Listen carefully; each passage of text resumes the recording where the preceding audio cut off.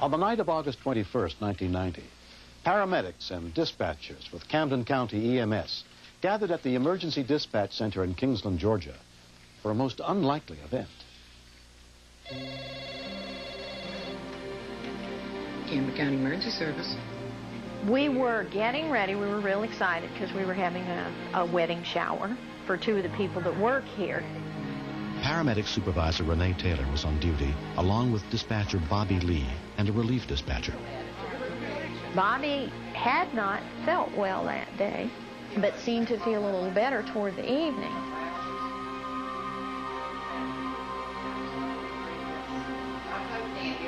She got the most peculiar look on her face.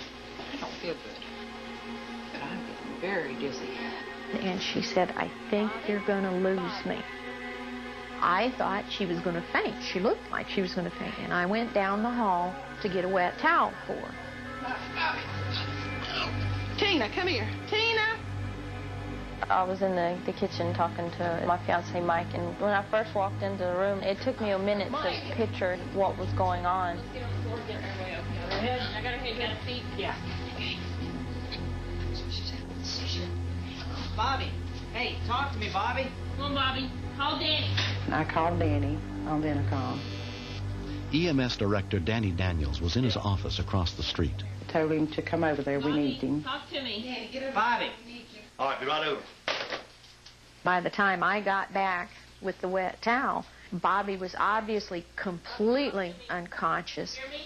Bobby's down. What's wrong with her? I ran over to the other side not knowing what was going on. Come on, Bobby. Say something to us. She was unresponsive. It was obvious she was having a seizure and the problems associated with that. What's her blood pressure? 190 over 160. We found out that her blood pressure was elevated. Get me a drug box and a glucometer. Okay.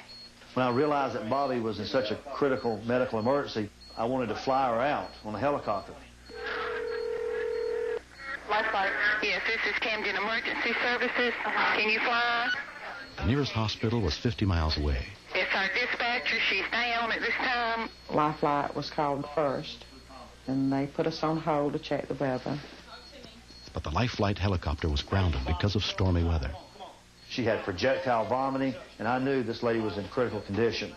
I went to another phone, called St. Luke's Hospital in Jacksonville. St. Luke's emergency room. The ER doctor on duty agreed with Danny that the immediate problem was Bobby's dangerously high blood pressure. He prescribed appropriate medication. Okay. Can you move your toes okay? After I received the orders, we started IVs, gave her drugs. She became more and more lucid or conscious as time proceeded. Tina, The drug Procardia was administered, and preparations were made to transport her to the hospital by ambulance. She got to where she could talk to us, respond to us a little bit. And then I said, "Bobby, how do you feel?" Hands up there. She had to be treated rapidly and aggressively in order to keep this problem from extending or becoming worse. Bobby will give you a good ride to the hospital, honey. So we knew we had a 45-minute drive. We knew we had to get going quickly.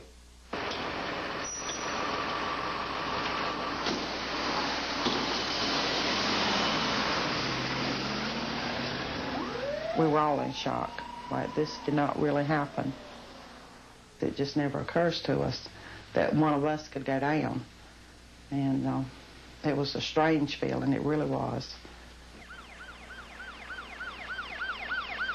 On the way, Renee and Danny kept the hospital informed about Bobby's condition. I watched her EKG because we still were not 100% sure she had stroke. And sometimes cardiac dysrhythmias can cause people to be unconscious and have seizures. Renee, how's Bobby doing back there? My thoughts were positive thoughts that I wanted her to live, and therefore I wouldn't allow myself to lapse to a negativism and reflect that to her. But I was extremely fearful that Bobby may not survive this calamity and be back a part of us again. The ambulance arrived at St. Luke's Hospital, where Bobby was admitted under the care of Dr. Jerry Budd. When she arrived at the hospital, her condition was very critical. She was at a very high risk of dying from either a heart problem or a brain problem. At that point, I still couldn't tell which it was without further testing. You have any chest pain? No, sir. Neck pain? She told me that she had had a mild headache, but felt terribly nauseated, and she felt like she wanted to vomit.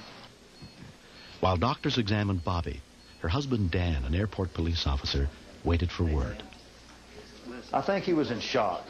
A lot of hospitals, a lot of emergency rooms don't allow family members back, but I seized the opportunity, just went and got him myself and brought him back there to see her.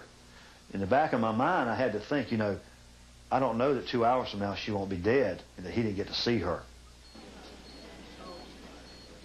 I first saw her in the emergency room, and we were talking.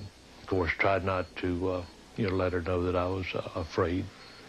It's hard when you've been married to someone to sort of, I guess, put on a straight face, because you know that they know exactly what you're thinking.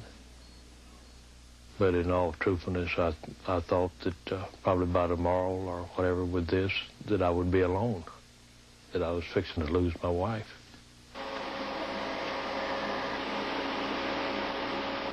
When she had the CAT scan, it was noted that she had had bleeding around the covering of the brain.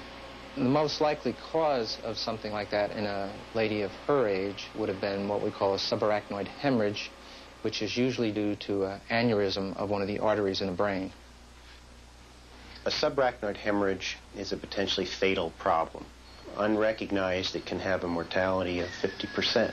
A team of doctors led by neurosurgeon Mark Spatola performed microsurgery on her brain. Bobby underwent a craniotomy, or an opening into her skull. We were able to get inside of her head and work around the brain to be able to locate the blood vessel that had bled, and then we're able to put a clip onto the aneurysm, all of this being done under the operating microscope. The delicate surgery took 4 hours to complete.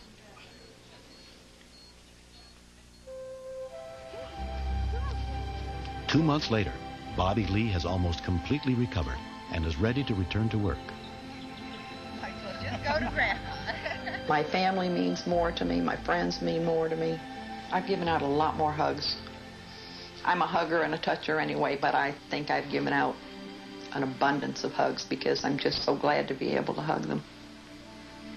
Everything happens for a reason, and I really believe that everything happened the way it did because it was meant for Bobby to make it.